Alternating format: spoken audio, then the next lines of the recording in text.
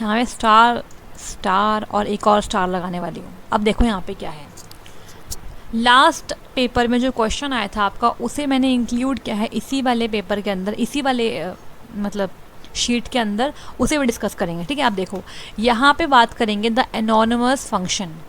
These functions are called anonymous function because they are not declared in the standard manner by using the def keyword। जिन functions को आप standard तरीके से define नहीं करते हो def keyword लगा के, ठीक है, उन्हें हम बोलते हैं anonymous function। एक बार फिर से पढ़ लो ये लाइन, जिन भी फंक्शंस को आप स्टैंडर्ड तरीके से डिक्लेयर नहीं करते हो उन्हें आप बोलते हो एनोनिमस फंक्शन। और you can use the lambda keyword. आ गया याद कौन सा क्वेश्चन की बात कर रही हूँ मैं, लैम्डा वाला क्वेश्चन। ठीक है, तो वहाँ पे आप लैम्डा कीवर्ड का इस्तेमाल करते हो स्मॉल एनोनिमस फंक्शंस को क्रिएट करने के लिए। जहाँ पे आपने डेफ कीवर्ड इस्तेमाल करके प्रॉपर तरीके से फंक्शन को डिफाइन नहीं किया है, तो आप लैम्डा कीवर्ड का इस्तेमाल करके स्मॉल एनोनिमस फंक्शन बना सकते हो। ठीक है, मोस्ट इंपॉर्टेंट लाइन है। अब लैम्डा फंक्शन जो आपका बनता है लैम्डा कीवर्ड के साथ, उसकी क्या फंक्शनैलिटी होती है एक बार ये देख लेते हैं। ठीक है, देखो लैम्डा फॉर्म्स जो होती है आपकी can take any number of the arguments. यहाँ पे कितनी नंबर ऑफ आर्ग्यूमेंट्स भी आप डाल सकते हो, but they return only just one value in the form of the expression. ठीक है, ये एक्सप्रेशन के फॉर्म में एक ही वैल्यू को रिटर्न करता है। They can not contain commands और मल्टीपल एक्सप्रेशन। ठीक है, An anonymous function cannot be a direct call to print because lambda requires an expression। ठीक है, तो आप डायरेक्टली इसे कॉल नहीं कर सकते हो, आपको यहाँ पे एक्सप्रेशन देना पड़ेगा। Lambda functions have their own local namespace and cannot access variables other than those in their parameter list and those in the global namespace। ठीक है, तो इनका अपना एक लोकल नेमस्पेस होता है, तो ये सिर्फ उन्हीं वेरिएबल्स को एक्सेस करते हैं जो इनके लोकल नेमस्पेस में होते हैं। ये ग्लोबल नेमस्पेस वाले वेरिएबल्स को एक्सेस नहीं कर सकते। ठीक है, तो जो इनकी पैरामीटर लिस्ट में होंगे ये उन्हीं को ही एक्सेस कर पाएंगे। ठीक है, अब यहाँ पे देखो although it appears that lambdas are a one line version of the function. Basically अगर आपको फंक्शंस को बहुत ही छोटे तरीके से यूज़ करना है, ठीक है, तो उस केस में आप छोटे छोटे फंक्शंस बनाने के लिए लैम्डा का इस्तेमाल करते हो। They are not equivalent to inline statement in C और C++।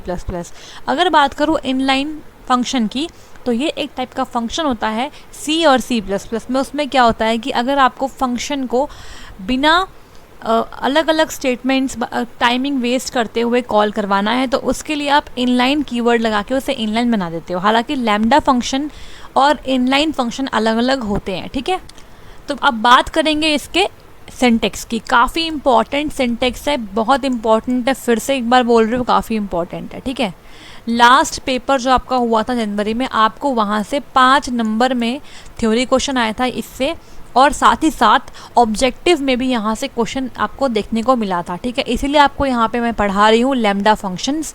तो इसका सिंटेक्स काफ़ी इंपॉर्टेंट है। देखो यहाँ पे क्या है, the syntax of lambda functions contains only a single statement. इसके सिंटेक्स में सिर्फ एक सिंगल स्टेटमेंट आती है। कैसे, देखो लैम्डा लिखा, इसके बाद आपने आर्ग्यूमेंट सी, आप यहाँ पे कितनी भी आर्ग्यूमेंट्स दे सकते हो, आर्ग्यूमेंट 1 कॉमा आर्ग्यूमेंट 2, तो कॉमा के साथ साथ करके आप कितनी भी आर्ग्यूमेंट्स यहाँ पे दे सकते हो, बिकॉज यहाँ पे लिखा हुआ है कि it can take any number of the arguments, लेकिन ये सिर्फ एक ही वैल्यू रिटर्न करेगी in the form of the expression. Most important line थी वो। इसके बाद लगाओगे कॉलन, ये आपका कॉलन है, और यहाँ पे जो आपको रिटर्न करना है एक्सप्रेशन वो आप यहाँ लिख दोगे। ठीक है, कि क्या ये रिटर्न करेगा इन आर्ग्यूमेंट्स लेने के बाद, क्या रिटर्न करने वाला है ये। ठीक है, तो यहाँ पे एग्जाम्पल काफ़ी इंपॉर्टेंट है आपके लिए। Following is the example to show how lambda form of function works. ठीक है, अब देखो यहाँ पे हमने क्या किया है, हमने यहाँ पे क्या किया है, देखो लैम्डा लिखा, आर्ग्यूमेंट 1 एक लिए है आर्ग्यूमेंट, कॉमा आर्ग्यूमेंट 2 2 आर्ग्यूमेंट लिया, लगाया कॉलन, इसके बाद एक्सप्रेशन क्या काम होगा, इन दो आर्ग्यूमेंट्स को ऐड करवाना है, तो आर्ग्यूमेंट 1 प्लस आर्ग्यूमेंट 2 और सेमी कॉलन लगा दिया। ठीक है, और इसकी जो वैल्यू आएगी रिटर्न करने के बाद, इसकी वैल्यू को हम डलवा रहे हैं सम नाम के फंक्शन में। ठीक है, जो भी एक्सप्रेशन आएगा ये जो ये रिटर्न करेगा, इसकी वैल्यू आप डलवा दोगे कहाँ पे, सम में। अब देखो ना तो मैंने यहाँ पे डेफ कीवर्ड का इस्तेमाल किया, ना मैंने यहाँ पे रिटर्न का इस्तेमाल किया, लेकिन फिर भी ये चल रहा है क्योंकि आपकी क्या है, शॉर्ट फॉर्म ऑफ फंक्शन होती है। ठीक है, अब यहाँ पे कॉल करेंगे तो प्रिंट वैल्यू ऑफ टोटल, ठीक है, टोटल क्या आया करके इनको, तो सम ब्रैकेट में 10,20, सम जो आपका वेरिएबल है ब्रैकेट में 10,20, ये आपके दोनों आर्ग्यूमेंट्स 10,20, ठीक है। फिर यहाँ पे print value of total sum 20,20, ठीक है। तो देखो आपको रिजल्ट में क्या मिलेगा, एक बार आपको आंसर मिलेगा क्या, यहाँ पर आएगा आपका 10 + 20 क्या होगा आपका 30 हो जाएगा, और दूसरी बारी में आपका आर्ग्यूमेंट 120 है और आर्ग्यूमेंट 2 भी 20 है, तो आपका आंसर आ जाएगा 40, ठीक है। तो यहाँ पे 30 आया और 40 आया। तो इस तरीके से बेसिकली हमने कॉल किया अपने लैम्डा फंक्शन को, ठीक है। यहाँ पे जो आपका फंक्शन का नाम हम लिखते थे ना, उसे आप एक नाम मान लो इसका, या आपने यहाँ पे इसका नाम लिखना है इस तरीके से, ठीक है। और जो वैल्यू ये रिटर्न करेगा वो आपकी इसके आंसर में आ जाएगी। क्लियर हो गया। अब आगे बढ़ रहे हैं। अब लैम्डा फंक्शन पर बेस्ड आपका एक क्वेश्चन है जो लास्ट पेपर में आया था, वो मैं डिस्कस करूंगी इसे कंप्लीट करने के बाद एंड में, ठीक है। तो इसके लिए आप एंड तक जुड़े रहना, ठीक है। अब बात करेंगे रिटर्न स्टेटमेंट के बारे में। ये भी काफ़ी इंपॉर्टेंट है, बार बार हम नाम ले रहे हैं रिटर्न। तो रिटर्न स्टेटमेंट का मेन काम क्या होता है, इसको एक बार समझ लेते हैं। देखो यहाँ पे है रिटर्न स्टेटमेंट, ये क्या होती है एक बार देख लेते हैं इसको। The statement return expression exists a function optionally passing back an expression to the caller, ठीक है। आप चाहो तो आप अपने कॉलर को, जिसने फंक्शन को कॉल किया है, उसे कोई वैल्यू रिटर्न करवा सकते हो आपके फंक्शन को पढ़ने के बाद, ठीक है। A return statement with no argument is same as return none, ठीक है। जैसे कि हमने यहाँ पे देखा था ऊपर, काफ़ी बार हमने रिटर्न किया है, देखो रिटर्न सिंपल रिटर्न कर दिया। तो यहाँ पे रिटर्न का मतलब क्या है, रिटर्न नन, कुछ रिटर्न नहीं करना है, लेकिन आप चाहो तो आप एक्सप्रेशन को रिटर्न कर सकते हो कॉलर को, ठीक है। All the above examples are not returning any value. अभी तक हमने जितने भी एग्जाम्पल देखे हैं उनमें से कोई भी एग्जाम्पल में हम वैल्यू को रिटर्न नहीं कर रहे थे, लेकिन अब हमारे पास जो एग्जाम्पल है ये वाला, यहाँ पर हम रिटर्न करेंगे एक वैल्यू को आपको समझाने के लिए, ठीक है। तो देखो यहाँ पर डेफ सम नाम का एक फंक्शन है, ब्रैकेट में argument 1, argument 2, total is equal to argument 1 + argument 2, ठीक है। Print inside the function total, ठीक है। टोटल की जो वैल्यू आएगी उसे यहाँ प्रिंट करेंगे एंड रिटर्न करेंगे टोटल को। अब देखो हम यहाँ पे रिटर्न कर रहे हैं टोटल को, तो ये एक आपका क्या है, वेरिएबल है जिसकी वैल्यू हम रिटर्न कर रहे हैं, और ये रिटर्न कहाँ पे होकर जाएगी, यहाँ पे जहाँ पे इसे कॉल किया गया है, और फिर मैं उस वैल्यू को इस टोटल में डलवा दूँगी, ठीक है। यहाँ पे एक बात और नोट कर लेना, ये टोटल जो है ना ये अलग है और ये अलग है, ये दो अलग अलग टोटल है, बिकॉज ये टोटल जो है ना ये आपके फंक्शन के अंदर बनाया गया है, तो ये इसका लोकल वेरिएबल है और ये आपका क्या है, अलग से वेरिएबल है, ठीक है। तो लोकल वेरिएबल क्या होते हैं, ग्लोबल क्या होते हैं, ये भी हम आज के ही लेक्चर में कंप्लीट करेंगे। तो आज की क्लास आपके फंक्शंस को पूरी तरीके से पूरा कर देगी, ठीक है। अब देखो यहाँ पे क्या है, यहाँ पे 1 मिनट रुकना, मैं यहाँ पे रब कर देती हूँ इसे। देखो आपने यहाँ पे कॉल किया है total is equal to sum 10,20, sum 10,20 call करते ही आपका जो कंट्रोल है वो पहुँच गया यहाँ पे, ठीक है। अब यहाँ पे 10 आ गया इसमें और यहाँ पे 20 आ गया, ठीक है, क्योंकि आर्ग्यूमेंट 1 10 है, आर्ग्यूमेंट 2 20 है।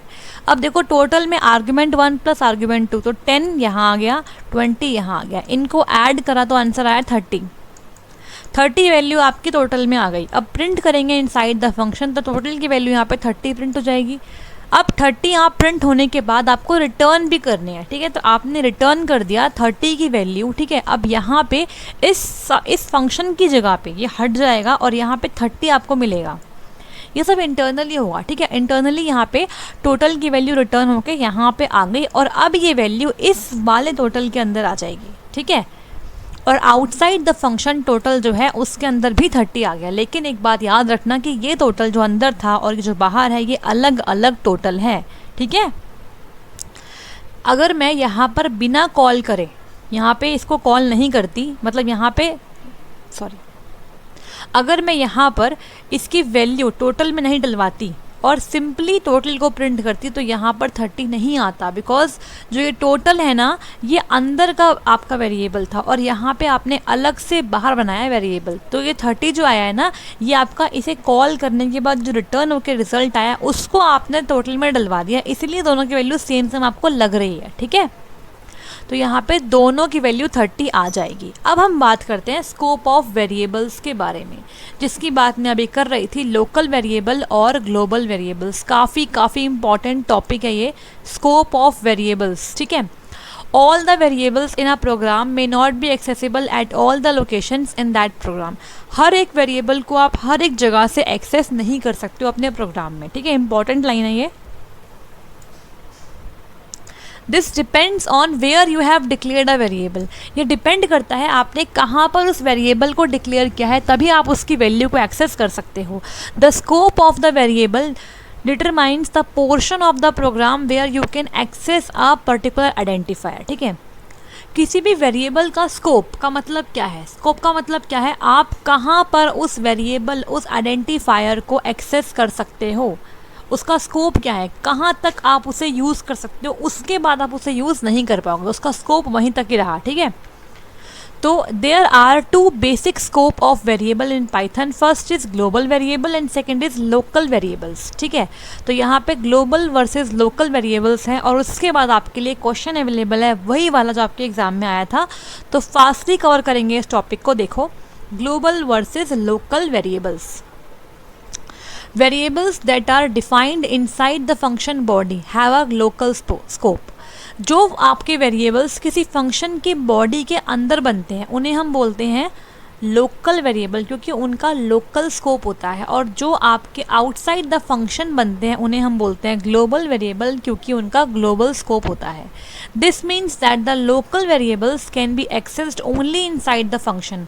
लोकल वेरिएबल्स को आप सिर्फ और सिर्फ फंक्शन के अंदर ही एक्सेस कर सकते हो, बाहर एक्सेस नहीं कर सकते हो, ठीक है। Whereas global variables can be accessed throughout the program body by all the functions। और global variables को आपका कोई भी प्रोग्राम में जितने भी अलग अलग functions हैं वो उसे यूज़ कर सकते हैं, ठीक है। When you call a function, the variables declared inside are brought into the scope। जब भी आप किसी फंक्शन को कॉल करते हो तो फंक्शन के जो अंदर के वेरिएबल्स हैं ना, वो उसके स्कोप में अपने आप आ जाते हैं और वो उन्हें एक्सेस कर पाता है, ठीक है। अब यहाँ पे ये काफ़ी इंपॉर्टेंट है, यहाँ से क्वेश्चन एक्सपेक्टेड है, ये इंपॉर्टेंट मार्क कर रही हूँ, यहाँ से क्वेश्चन आ सकता है एग्जाम में, थ्योरी में, ठीक है। अब एग्जाम्पल देखते हैं, और इस एग्जाम्पल के बाद आपको ग्लोबल वेरिएबल और लोकल वेरिएबल के बीच में डिफरेंस बिल्कुल क्लियर हो जाएगा, ठीक है। अब देखो यहाँ पे क्या है, टोटल इज इक्वल टू 0। आपने एक ग्लोबल वेरिएबल यहाँ बनाया है, टोटल इज इक्वल टू 0। इस वेरिएबल को आपके प्रोग्राम में जितने भी फंक्शन है वो इसे एक्सेस कर सकते हैं, ठीक है। अगर आपके प्रोग्राम में एक से ज़्यादा फंक्शंस है तो वो इसे एक्सेस आराम से कर सकते हैं। अब देखो यहाँ पे आपने एक फंक्शन क्रिएट किया है सम नाम से, def sum argument 1 argument 2 colon, यहाँ पे टोटल, ये आपका जो वेरिएबल है ये इस फंक्शन के अंदर बनाया गया है, तो ये इसका लोकल वेरिएबल है, ठीक है। Is equal to argument 1 plus argument 2। जो बात मैं आपको ऊपर एक्सप्लेन कर रही थी वो यहाँ पर ही आपको क्लियर हो जाएगी, ठीक है। अब देखो यहाँ पे क्या हुआ है, print inside the function local total. ये टोटल इसका अंदर का है तो ये लोकल टोटल है, यहाँ पे इसकी वैल्यू आ जाएगी और रिटर्न कर देगा टोटल की वैल्यू को, ठीक है। अब यहाँ पे जब आप इसे कॉल करोगे सम 10,20, तो आर्ग्यूमेंट 1 में 10 चला गया, आर्ग्यूमेंट 2 में 20, total is equal to argument 1 plus argument 2, तो आंसर आ गया 30 ऐड करने पे। अब आपने यहाँ पे प्रिंट कर दी टोटल की वैल्यू, तो यहाँ पे 30 प्रिंट हो जाएगा इनसाइड द लोकल टोटल, ठीक है। यहाँ पे ये आ गया, फिर आपने इसको रिटर्न कर दिया, ठीक है। रिटर्न करने के बाद क्या होता है, जो वैल्यू होती है रिटर्न करेगी वो आपकी जहाँ पे कॉल हुआ वहाँ पे पहुँच जाती है वैल्यू 30, ठीक है। तो यहाँ पे इसकी जगह पे 30 आ चुका है, लेकिन आपने अभी रिटर्न करी वैल्यू को प्रिंट यहाँ पे नहीं करवाया है, ठीक है। अब यहाँ आपने क्या किया है, print outside the function global total. Outside the function, function के बाहर हम ग्लोबल टोटल को एक्सेस कर रहे हैं, यहाँ पे हमने फिर से टोटल लिख दिया है, तो ये टोटल आपका ग्लोबल टोटल है बाहर वाला, ठीक है। तो इसकी वैल्यू तो 0 ही रहेगी बिकॉज इसको आपने चेंज करा ही नहीं था। तो यहाँ पे देखो आपके सामने आंसर आ जाएगा, inside the function local total में 30 रहेगा और बाहर आएगा 0। अब आप पूछोगे मैम जो रिटर्न हुआ टोटल ये कहाँ गया, एक्चुअली में रिटर्न तो हो गया, लेकिन अगर मैं इसे यहाँ प्रिंट करवाऊँगी, मान लो मैं इसे यहाँ प्रिंट करवाती हूँ, प्रिंट ब्रैकेट में सम 10,20, ठीक है। तो जो इसकी वैल्यू आएगी 30 वो प्रिंट हो जाएगी, तो यहाँ पे इस लाइन से पहले 30 एक बार और प्रिंट हो जाएगा, लेकिन टोटल में, इस टोटल में कुछ भी नहीं आएगा। इस टोटल में कुछ भी नहीं आएगा, बिकॉज टोटल तो आपका ग्लोबल है, उसे आपने चेंज करा ही नहीं। लेकिन अगर मैं इसकी वैल्यू को लिख कर टोटल में डलवा देती तो मेरा ये टोटल अब हट के 30 बन जाता, क्योंकि ये वैल्यू अब इसके अंदर आ जाती। और ये मेरा क्या है, ग्लोबल टोटल। तो यहाँ पे अब मुझे 30 मिलता, जो मैंने ऊपर किया था। मैंने ये जो किया था ऊपर, देखो ऊपर हमने ये जो किया था, इसकी वैल्यू को इसमें डलवा दिया टोटल के अंदर, और ये मेरा ग्लोबल है। और यहाँ पे 30 आया था अंदर, बाहर भी 30 आ गया, ठीक है। लेकिन यहाँ पे ऐसा नहीं हुआ, बिकॉज हमने इसकी वैल्यू को टोटल में नहीं डलवाया, हमने जो वैल्यू पहले थी उसी को एक्सेस किया, तो वो थी 0, तो यहाँ पे आ गया 0, ठीक है। तो इस तरीके से आपने लोकल और ग्लोबल वेरिएबल्स के बीच में डिफरेंस को समझ लिया। मैं यहाँ पे इसे क्लीन कर देती हूँ ताकि अगर आपको लिखना हो तो आप इसे लिख सकते हो, ठीक है। तो आज की क्लास में हमने काफ़ी कुछ कवर कर लिया। अब बात करेंगे आपके क्वेश्चन की, जो आपके लास्ट पेपर में आया था। इसके बाद एक टॉपिक और है, उसे बोलते हैं रिकर्जन, उसे भी कवर करेंगे और इसके बाद क्लास को करेंगे ख़त्म, ठीक है। अब बात करते हैं आपके क्वेश्चन की, जो आपके लास्ट पेपर में आया था। मैंने डायरेक्टली यहाँ पे स्क्रीनशॉट ऐड कर दिया है। ये काफ़ी इंपॉर्टेंट क्वेश्चन है और ये 5 नंबर में आया था आपके एग्ज़ाम में, ठीक है। तो काफ़ी इंपॉर्टेंट है ये क्वेश्चन, तो इसका आंसर डिस्कस करेंगे अभी, और देखना है कि आपको किस तरीके से इसका आंसर लिख के आना है। तो 5 नंबर में आपको इसे कंप्लीट एक्सप्लेन करना पड़ेगा, किस तरीके से इसकी वैल्यू आएगी। आपको एक्चुअली में क्या करना है, इसकी वैल्यू बतानी है, एंड में क्या आएगी, एक्स की वैल्यू। लेकिन एक्स की वैल्यू बताने के लिए आपको पूरा एक्सप्लेन करना पड़ेगा कि इसमें हो क्या रहा है, कैसे कैसे वैल्यू आ रही है, ठीक है। तो स्टार्ट करते हैं इसको एक्सप्लेन करना। मैंने काफ़ी अच्छे तरीके से इसे एक्सप्लेन करने का कोशिश किया है। आई होप आपको ये समझ में आ जाएगा। इतना मुश्किल नहीं है, आसानी है, ठीक है। तो लैम्डा फंक्शन हम पढ़ के आए हैं अभी अभी, ठीक है। इसके बाद इसे करना मुश्किल नहीं है हमारे लिए, ठीक है। देखो यहाँ पे क्या किया है, पहले हम इसका स्निपेट पढ़ लेते हैं। R is equal to lambda Q colon Q into 2। R आपका एक अलग से लैम्डा फंक्शन है, पहला फंक्शन, और S आपका एक दूसरा लैम्डा फंक्शन है, ठीक है। आप जानते हो कि लैम्डा फंक्शन को हम एनोनिमस फंक्शन भी कहते हैं। और इसे कैसे लिखते हैं, लैम्डा लिखते हैं, आर्ग्यूमेंट्स लिखते हैं, कितने भी आर्ग्यूमेंट हो सकते हैं, लेकिन यहाँ पे सिर्फ एक आर्ग्यूमेंट है, वो है Q, ठीक है। दोनों में Q है। इसके बाद यहाँ पे आता है एक्सप्रेशन। एक्सप्रेशन मतलब जो आपका फंक्शन कर रहा है। तो यहाँ पे जो भी आर्ग्यूमेंट आप दोगे उसको 2 से मल्टीप्लाई कर देगा आपका R फंक्शन, और S में आपका जो भी आर्ग्यूमेंट आप दोगे उसको ये 3 से मल्टीप्लाई कर देगा आपका S वाला फंक्शन। क्लियर हो गया। ये हमारे 2 एनोनिमस फंक्शन है, 2 आपके लैम्डा फंक्शंस हैं। मैंने यहाँ पे ये लिखा हुआ है, in the above program R and S are the lambda functions और द एनोनिमस फंक्शंस, और Q आपकी आर्ग्यूमेंट है to the both of the functions. दोनों में आपने सेम आर्ग्यूमेंट Q को लिया है। In the first step we have initialized x to 2। पहले स्टेप में हमने x को 2 से इनिशियलाइज कर दिया, ठीक है। जो लिखा है एग्जैक्टली उसे ही एक्सप्लेन कर दिया है मैंने। एग्जाम में ऐसे ही करके आना है। अगर आपको कोई भी क्वेश्चन मिलता है आउटपुट निकालने के लिए, तो आपको हर एक चीज़ एक्सप्लेन करनी है, बिकॉज 5 नंबर है, ठीक है। 5 नंबर में आपको काफ़ी कुछ लिखना पड़ेगा इसके अंदर। अब देखो, ये नहीं कि इसका आंसर लिख के आ गया डायरेक्टली, नहीं, ऐसा नहीं होगा। अब देखो यहाँ पे क्या करना है। इन द सेकेंड स्टेप, ये आपका सेकेंड स्टेप में क्या हुआ है, we have passed the argument x to the lambda function R। हमने इस आर्ग्यूमेंट x को लैम्डा फंक्शन R में पास कर दिया है। तो मैंने यहाँ पे R लिखा और ब्रैकेट में लिख दिया x, बट x क्या है 2। तो एक्चुअली में क्या हुआ, R के ब्रैकेट में 2 पास हो गया, ठीक है, पास हो गया। जैसे ये पास हुआ, ठीक है, तो फंक्शन क्या हो गया, कॉल हो गया। फंक्शन कॉल हो गया, तो फंक्शन कॉल होते ही आपका यहाँ पर कंट्रोल पहुँच जाएगा, और लैम्डा फंक्शन R आपका कॉल हो गया। अब क्या होगा इसके अंदर, ये जो R है ना आपका, ये कॉल हुआ और 2 इसमें चला गया। अभी तो ये 2 है ना, ये आपका Q में चला जाएगा, बिकॉज यहाँ पे तो आपका आर्ग्यूमेंट क्या है, Q है, यहाँ पे 2 है, तो Q इक्वल टू 2 है ना। तो यहाँ पे क्या हो जाएगा आपका, Q में 2 आ जाएगा। Q में 2 आया तो 2 इंटू 2 क्या होता है आपका 4, ठीक है। तो 4 आपका आ गया। क्लियर हो गया। अब जो आपका 4 आ गया है वो वैल्यू रिटर्न हो जाएगी और कहाँ आ जाएगी, x में आ जाएगी, ठीक है। तो इस फंक्शन को कॉल करने पर वैल्यू जो 4 आई वो रिटर्न हो गई और वो 4 के अंदर x के अंदर आ गई, ठीक है। तो यहाँ पे अब मेरा जो x था वो अपडेट हो गया है और x की वैल्यू यहाँ पर आ गई है 4 इस लाइन के बाद। अब यहाँ पे x is equal to s of x। अब क्योंकि x की वैल्यू अपडेट हो गई है, ठीक है, तो अब x तो आपका एक ही था ना, पहले वो 2 था, अब वो 4 बन गया है। तो अब जब दूसरी बार आप इसे कॉल करोगे ना s फंक्शन को, एस में जब आपने एक्स डाला तो अब यहाँ पे एक्स क्या है, 4 है, तो एस ऑफ 4 आपने यहाँ पे सेंड किया, ठीक है, कॉल करा। कॉल करने से आपका सेकंड एस फंक्शन कॉल हुआ। इसने क्या किया, यहाँ पर जो आपका क्यू था अब वो बन गया 4, ठीक है, ये इसके आर्ग्यूमेंट है। तो यहाँ पे इसने क्या कर दिया, क्यू इंटू 3 मतलब 4 इंटू 3 जो आपका होता है 12 इसने रिटर्न किया और रिटर्न करके वैल्यू आ गई आपकी x में। तो यहाँ पे आपकी x की वैल्यू बन गई 12, ठीक है।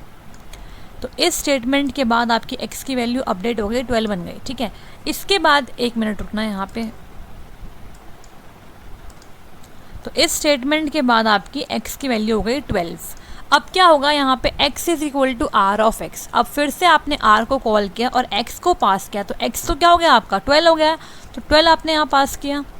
12 जैसे ही पास किया तो यहाँ पर r लैम्डा फंक्शन कॉल हुआ है और यहाँ पर क्या हुआ है आपका q में 12 आ गया।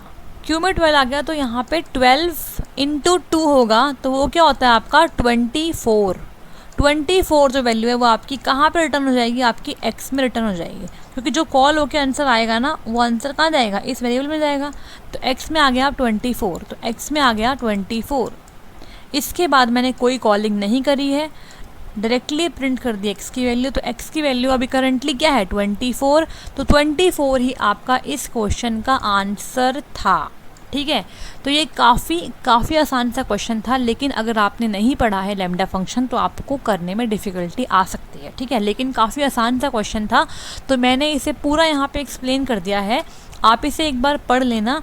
मैंने सब कुछ जो मैंने अभी किया है यहाँ पे एक्सप्लेन किया है, किस तरीके से x की वैल्यू बार बार अपडेट होती रहेगी और x की वैल्यू जब भी आप कॉल करोगे हर बार वैल्यू नई जाती रहेगी और एंड में आपको 24 मिलेगी एज अ रिज़ल्ट, ठीक है। तो यहाँ पे हमने इस फंक्शन को कंप्लीट किया, इस क्वेश्चन को, तो यहाँ पे हमने इस क्वेश्चन को कंप्लीट कर लिया है। 5 नंबर आपके यहाँ पक्के हो गए। आपको सिर्फ और सिर्फ यही लिख के आना है, बस ये आपने आई थिंक ये आपकी 4 to 5 लाइन्स में आ जाएगा, ठीक है। लंबी शीट्स होती है वहाँ पे, तो 4 से 5 लाइन में आपने 5 नंबर सिक्योर कर लिए।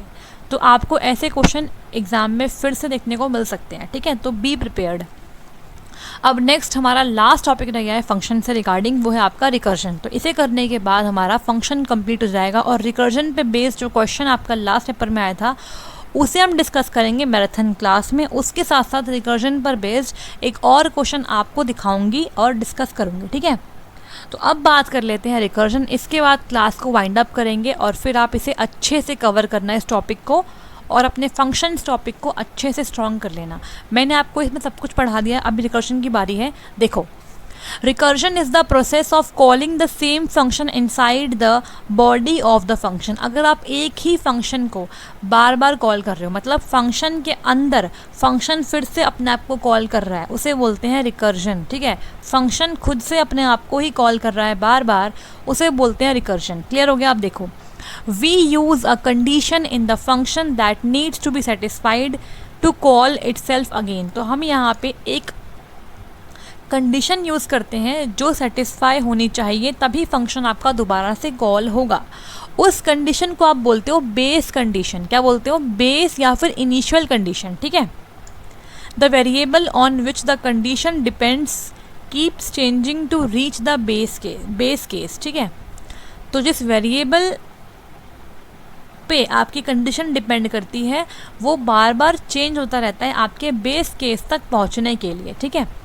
The below example show how to print sum of the n natural number. तो यहाँ पे एक प्रोग्राम है, एग्जाम्पल है रिकर्जन का, जिसके अंदर आपके नेचुरल नंबर्स क्या होते हैं, 1 से स्टार्ट होते हैं और कहाँ तक जाते हैं, इन्फिनिटी तक, ठीक है। तो नेचुरल नंबर्स के सम को निकालने के लिए यहाँ पे एक प्रोग्राम है रिकर्जन के साथ, उसको यूज़ किया है हमने। देखो, डेफ सम n दिया हमने, n मतलब कितने नंबर्स का आपको सम निकालना है। If n is equal to 0, अगर आपका n 0 है तो रिटर्न करेंगे 0। ये आपका बेस केस है। क्या है ये? Base case.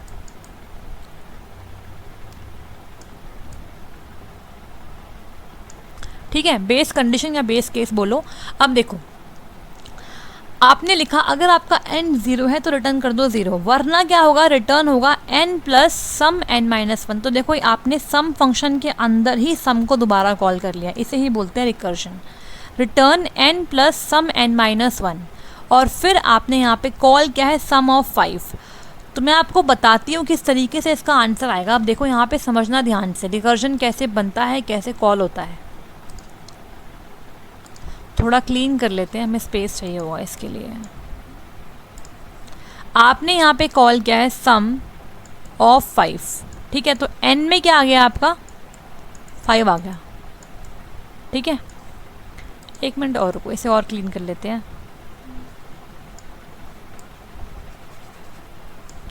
देखो n में आ गया है आपका 5, ठीक है। अब क्या किया हमने, देखो यहाँ पर हम चेक करेंगे if n is equal to 0, क्या आपका n 0 है, नहीं है, n तो क्या है 5 है, तो रिटर्न 0 नहीं होगा, क्या होगा, रिटर्न n प्लस सम n-1। तो यहाँ पे क्या हो जाएगा, यहाँ लिख देती हूँ n प्लस सम n-1, मतलब कितना, 5 में से एक गया 4, ठीक है।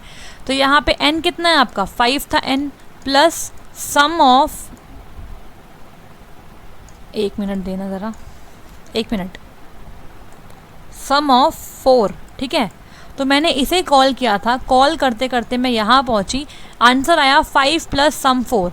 अब सम 4 फिर से कॉल हो गया, ठीक है, फिर से कॉल हुआ, फिर चेक करेंगे। अब यहाँ पे n क्या हो गया, 4 हो गया सम 4 के लिए। क्या आपका n 0 है, नहीं, n तो क्या है आपका 4 है।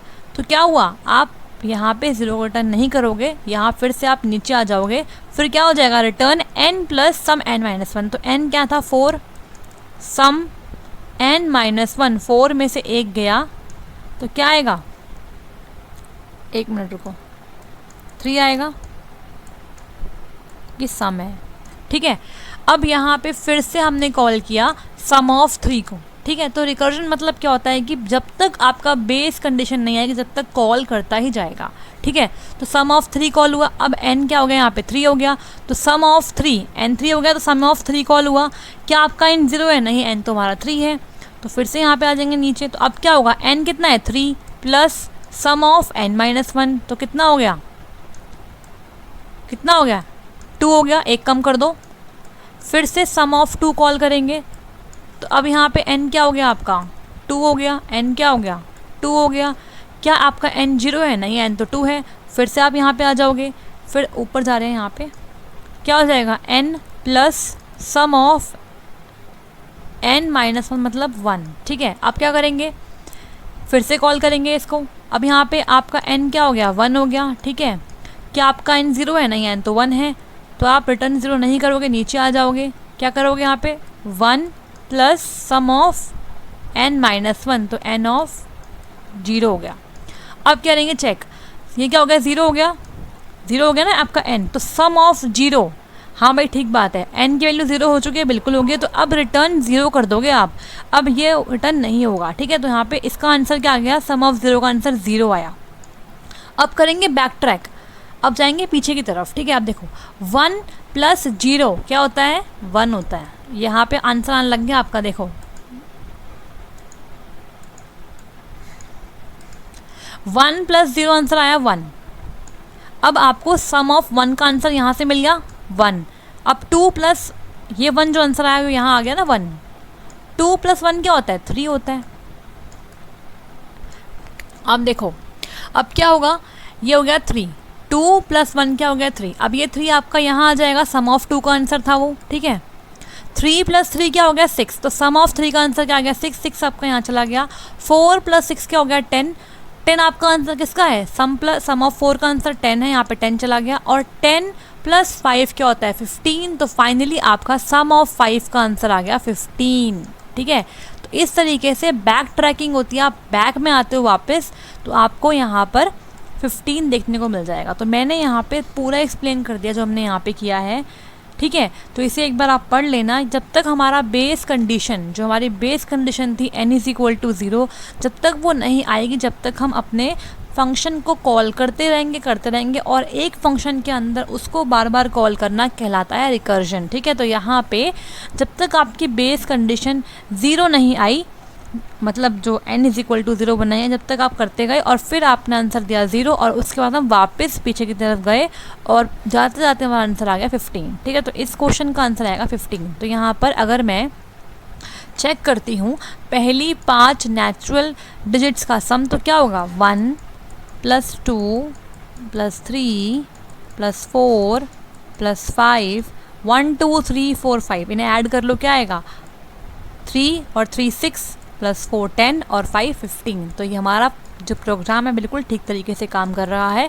पहली 5 नेचुरल संख्याओं का सम आपका 15 ही आता है। ठीक है, तो इस तरीके से काम करता है रिकर्जन। रिकर्जन पर बेस्ड आपका क्वेश्चन आया था फैक्टोरियल निकालने के ऊपर, इसे डिस्कस करेंगे मैराथन क्लास में।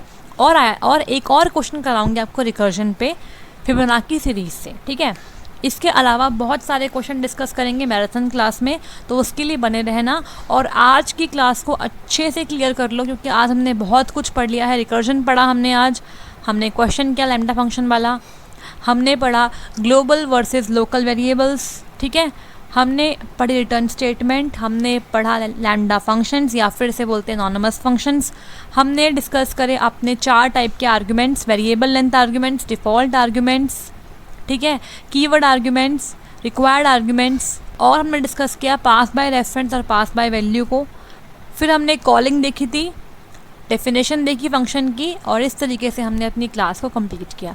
तो अगर आपको ये क्लास अच्छी लगी, मेरी मेहनत पसंद में आई, तो आपको लाइक करना है और शेयर करना है अपने सारे दोस्तों के साथ, और सब्सक्राइब कर लो ओ लेवल GS अड्डा यूट्यूब चैनल को।